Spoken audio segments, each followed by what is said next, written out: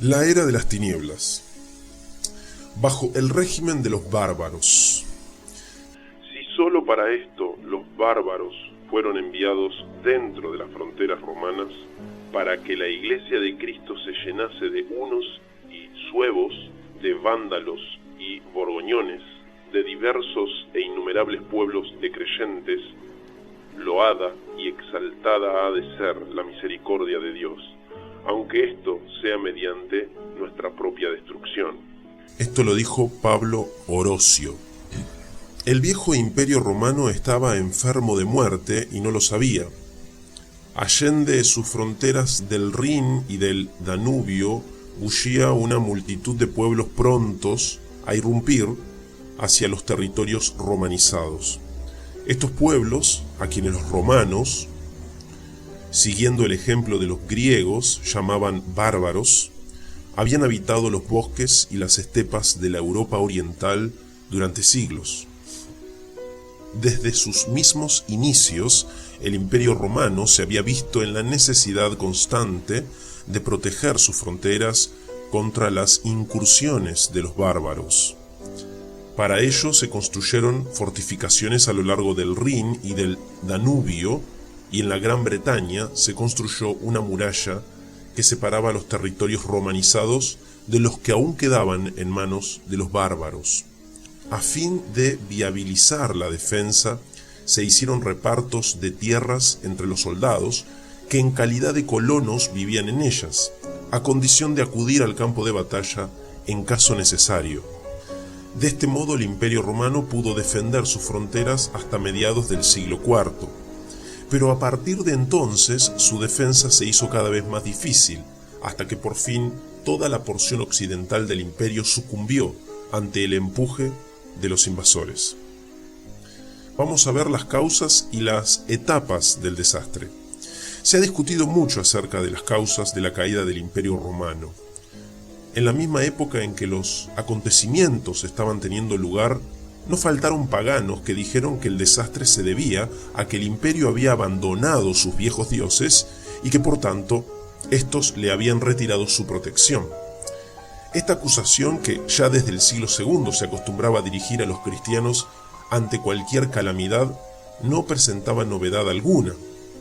Frente a ella, los cristianos respondían que la causa de los acontecimientos que estaban teniendo lugar era el pecado de los romanos, y en particular de los paganos entre ellos.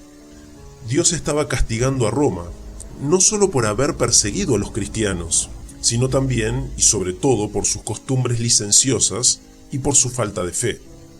En épocas más recientes, ha habido historiadores que han adoptado una de estas dos explicaciones, aunque modificándolas de acuerdo a los nuevos tiempos. Así, por ejemplo, hay quien dice que Roma cayó por haberse hecho cristiana, pues el pacifismo que predicaban los cristianos debilitó su poderío militar.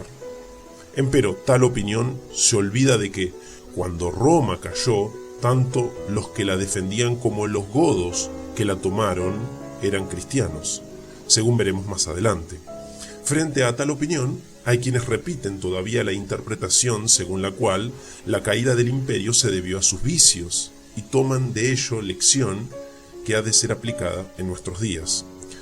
Pero el hecho es que no hay pruebas de que los vicios de los romanos hayan sido mayores en el siglo V que en el primero.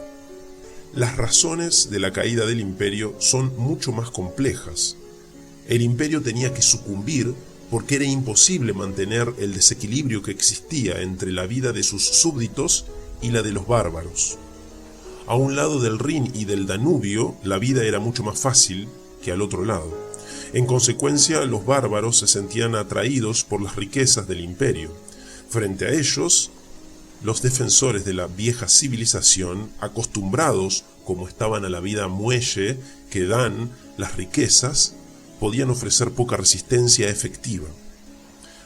Por estas razones, cuando los bárbaros comenzaron a atravesar las fronteras y por alguna razón el imperio no estaba pronto a la defensa, se acudió repetidamente al recurso de los ricos, comprar la buena voluntad de la oposición. A los bárbaros se les daban entonces tierras y bajo el título de federados se les permitía vivir dentro de las fronteras del imperio, a cambio de que lo defendieran contra cualquier otra incursión por parte de algún otro grupo. El resultado fue que pronto la mayor parte del ejército estuvo constituida por soldados bárbaros, frecuentemente bajo el mando de oficiales del mismo origen. Tales tropas se consideraban a sí mismas romanas y en ocasiones defendieron el imperio valientemente, pero en otras ocasiones sencillamente se rebelaron contra la autoridad imperial y siguieron sus propios intereses. Buena parte de los bárbaros, que causaron gran consternación en la cuenca del Mediterráneo, eran de hecho soldados del imperio. Así, por ejemplo, el godo Alarico, cuyas tropas tomaron y saquearon a Roma en el 410, era oficial del ejército romano y como tal había luchado en la batalla de Aquilea en el 394, bajo el mandato del emperador Teodosio. Por su parte, los romanos también sentían cierta curiosa atracción hacia los bárbaros. Señal de esto es el hecho de que muchos emperadores gustaban rodearse de una guardia de soldados germanos. En medio de su vida muelle y aburrida, no faltaban romanos que miraran con nostalgia hacia la vida al otro lado de las fronteras. Esto llegó a tal punto que la princesa Honoria le envió al huno Atila una carta de amor y un anillo, ofreciéndosele en matrimonio. Además, hoy sabemos que en regiones muy distantes de la frontera del imperio estaban teniendo lugar acontecimientos que a la postre precipitarían las invasiones de los bárbaros. Durante siglos los hunos habían vivido en las estepas asiáticas. Los hunos son probablemente los mismos que aparecen en los anales chinos bajo el nombre de Xiongnu y contra los cuales se comenzó a construir en el siglo III a.C. la Gran Muralla de la China. Puesto que la resistencia china era invencible, los hunos comenzaron su expansión hacia el occidente. Además, es posible que ellos mismos hayan sido empujados por los mongoles y por cambios en el clima que los obligaban a buscar nuevas tierras. En todo caso, a principios de la era cristiana, los hunos atravesaron el Ural, penetrando así en Europa, y comenzaron a ejercer presión sobre los pueblos germánicos que vivían en la Europa oriental. Alrededor del año 370, los hunos cayeron sobre los ostrogodos, quienes dominaban la costa norte del Mar Negro, y destruyeron su imperio. Un fuerte contingente ostrogodo, al mando de Atanarico, se dirigió hacia los montes Cárpatos, donde comenzó a presionar a los visigodos.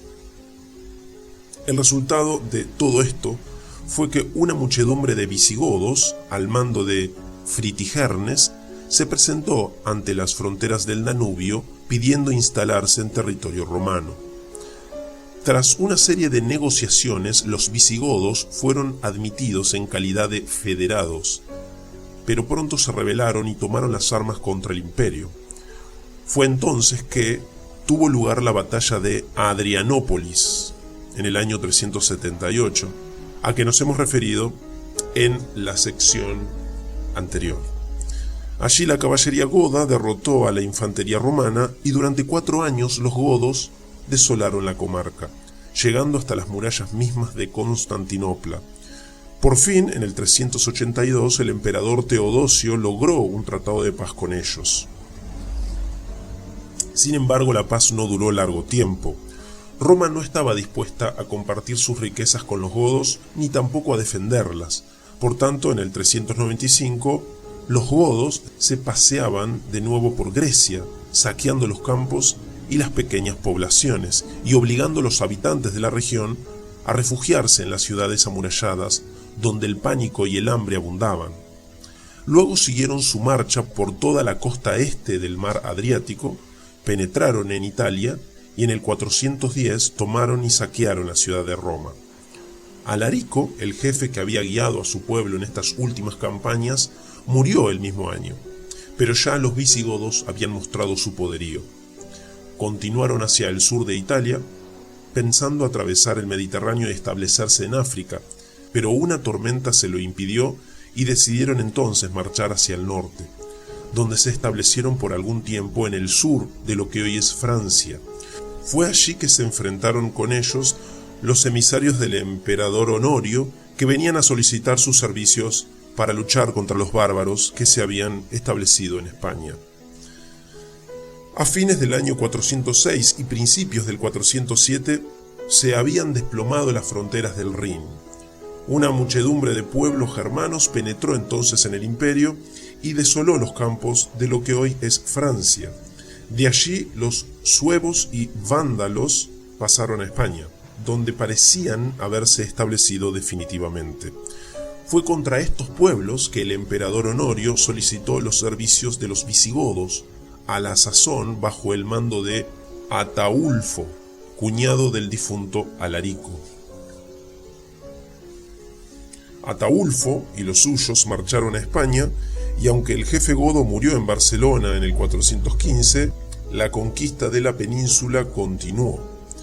Pronto, los suevos quedaron arrinconados en el noroeste de la península, mientras que los vándalos, que no fueron exterminados, se vieron obligados a partir hacia las Islas Baleares en el año 426, o hacia el norte de África, año 429.